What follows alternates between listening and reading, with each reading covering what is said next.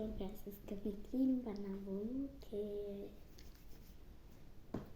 আমার হাতে এসে যাবে সেলিন এসে গেছে। এটা হলো এই যে নারকেলের কোকোনাট। সো আমি কিছু ভ্যাসেলিন নিয়ে নিব মুখের জন্য।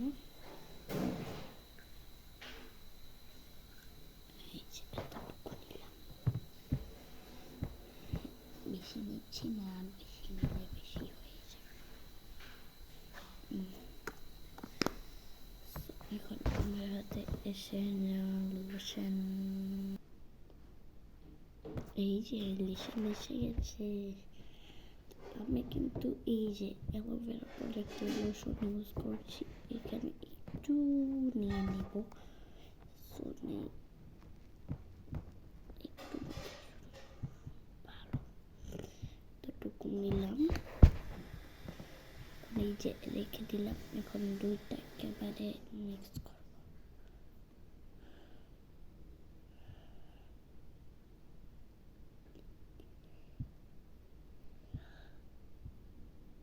এই যে এই প্রোডাক্টগুলো যে ইউজ করতে হবে এমন কোনো কথা নেই।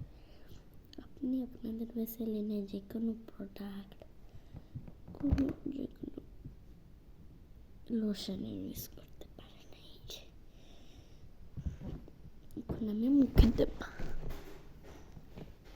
আর আমি শুধু গন্ধের জন্য, এটা তো একটু গন্ধ, ভ্যাসেলিনে খুব গন্ধ, আর গন্ধটা খুব সুন্দর হচ্ছে। নাকে সব লাগিয়ে দিব।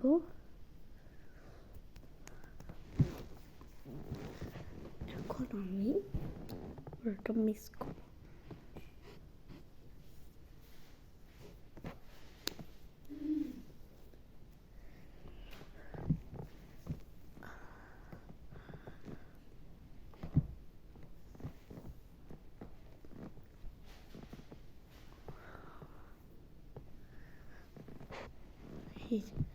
কি কালো কালো লাগছিল, এখন দেখুন পুরো একেবারে সুন্দর মতো হয়ে গেছে, আর নরম, ভালো গন্ধ, খুব ভালো লাগছে। সো এই যে এটা ব্যবহার করলে এরকমই হয়। তো এখন আমি ঠোঁটের কিছু ইয়ে করছি। আমার হাতে আবার এসে যাবে সেলিন। এই আমি আরেকটা প্রোডাক্টের ভ্যাসেলিন ইউজ করছি ঠোঁটে। আপনারা এই নর্মাল প্রোডাক্টের ভ্যাসেলিন মুখের জন্য ইউজ করতে পারেন, নো প্রবলেম। কিন্তু ওটাতে একটু গন্ধ, এখন আমি ঠোঁটে বেশি গন্ধ লাগাবো, কারণ বেশি গন্ধ এতটা ইয়ে লাগছে না। আর এটা কিন্তু বেশি জেলি জেলি একটা ইয়ে ভাব জেল লাগে পুরো। দেখুন কিরকম লেজ মারছে। তো এটা নর্মাল ভ্যাসেলিন, নর্মাল। হ্যাঁ, 100% পিওর জেলি লেখা আছে এখানে। তার কারণে আমি ঠোঁটে ইউজ করি, খুব ভালো লাগে এটা ধরতে, খুব ভালো লাগে। সো এখন আমি এই যে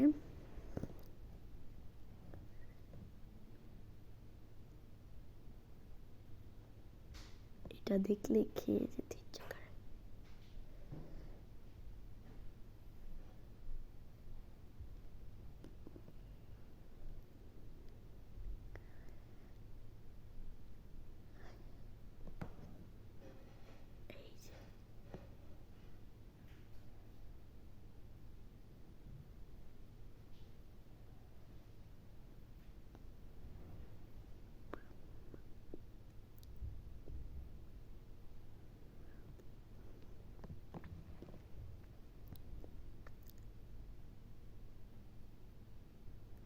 এই যে এখানে স্কুলে যাব, তো স্কুলে যাওয়ার জন্য খুব নর্মাল একটা লুক করে নিলাম।